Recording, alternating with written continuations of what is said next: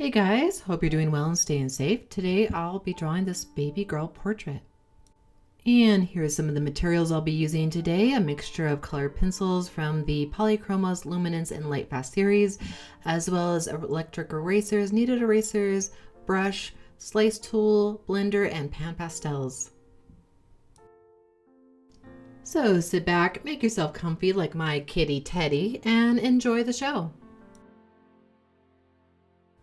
I am starting on the left side of the page, mapping out the eye with the black Polychromos. So I'll do some of the blacks, but then I'll go in with lights, and lights is usually where I start off with in colored pencils. With colored pencils, you usually want to go from light to dark, because if you go the other way around, it oftentimes gets very muddy.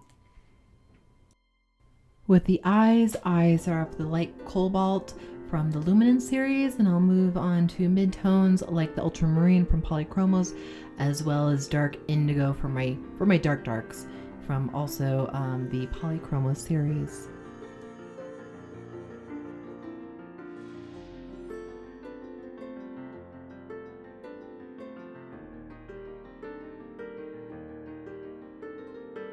Getting into the skin tones, I'll use a combination of the light flesh from the Polychromos as well as granite rose from Pablos. But then for shading, that could be a little bit of a tricky one. There's a little bit of blue in her shadows, so I'll use a little bit of the what is it called, Indanthrine. I hope I'm pronouncing that correct, from the Polychromos series, and I use that really lightly. But then I'll use a little bit of the warm grays and the cold grays also from the Polychromos series. And you want to use those very, very lightly and blend those with the flesh tones as well as the white.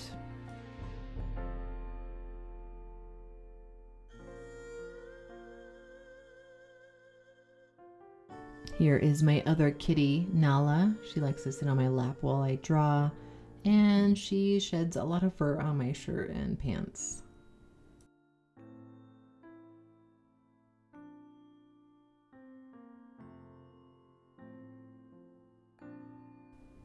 So doing this portrait was quite challenging for me because I do so many furry animals compared to humans. So skin tones was a bit challenging because you have to go for that ultra smooth skin tone versus fur is so textured and inconsistent in its own consistent kind of way, if that makes sense. But this was really a combination of a lot of pinks, light flesh tones, and whites, and making sure that you blend and burnish it quite well so you don't get that grainy texture of the paper showing through. And I found this to be quite challenging. With her hair, I use a combination of sepia from the Luminance, Van Dyke Brown from Lightfast, and brown ochre as well. Her hair was a little bit easier, I thought, than the skin. And then from there I went on to working on her bonnet.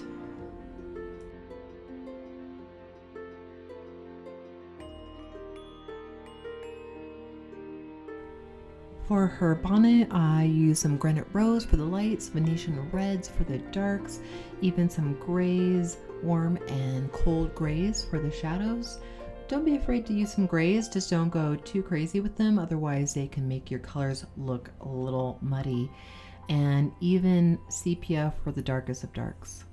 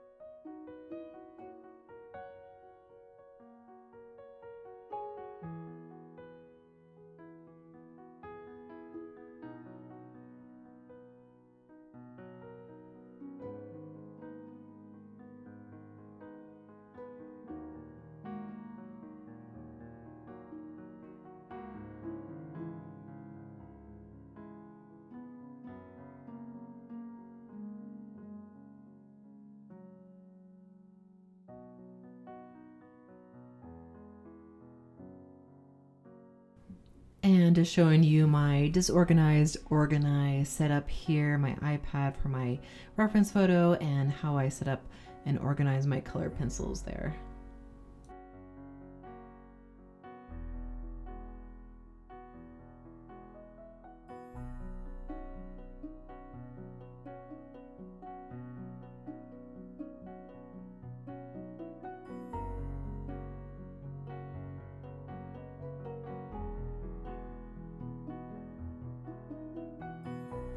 Here I found the shadows quite challenging to do. I used a combination of purple, blues, browns, and grays. And if you're not careful, you can make the shadows look dirty or make it look like bruises, or make it look just too dark and make the contrast look very weird and out of place.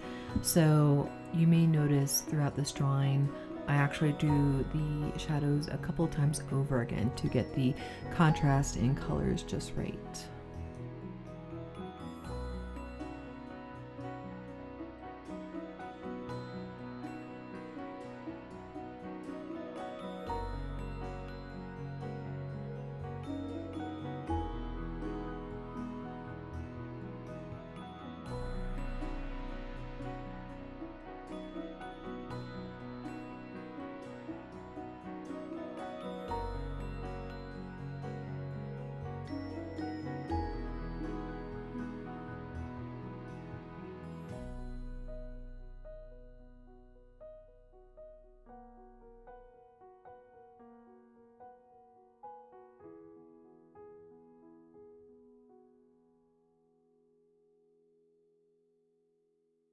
Moving on to her sweater, I use a combination of earth green, juniper green, spruce green, and pine from the Polychromos and Lightfast series.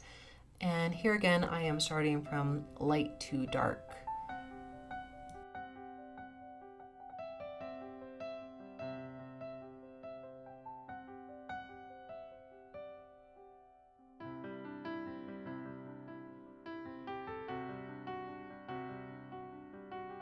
I think for me, the secret to drawing knitted sweaters is to go in with some light colors, like your lightest tones, even whites first, and then with the darkest tones, draw on that pattern of the knit, and then slowly add in the mid-tones and kind of go over it in many, many layers over and over again.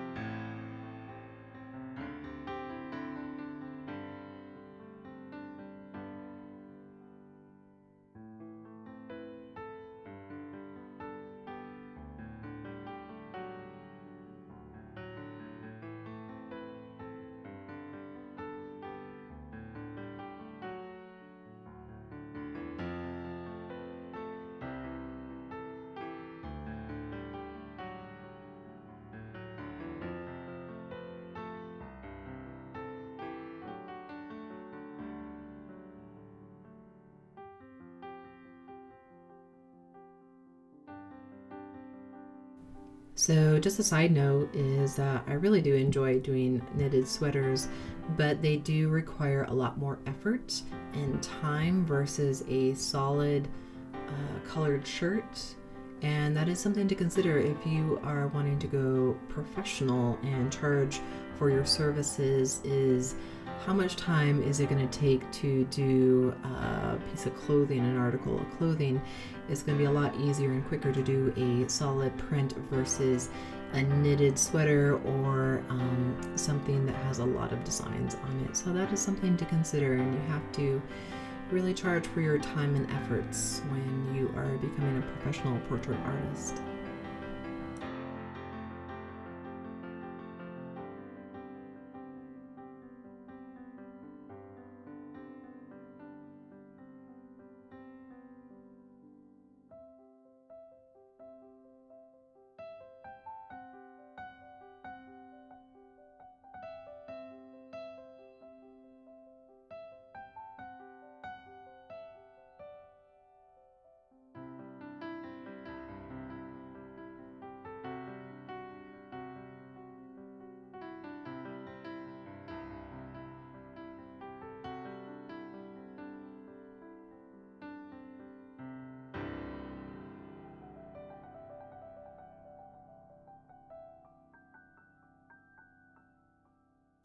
And for the background, I decided to add some pan pastels, some neutral gray over white to kind of take down that starkness that the white was having, and that just kind of softens things up here.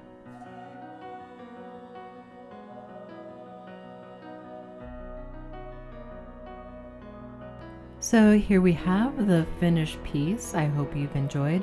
Please like, subscribe, and share, and I will see you next time. All right, thanks guys, bye.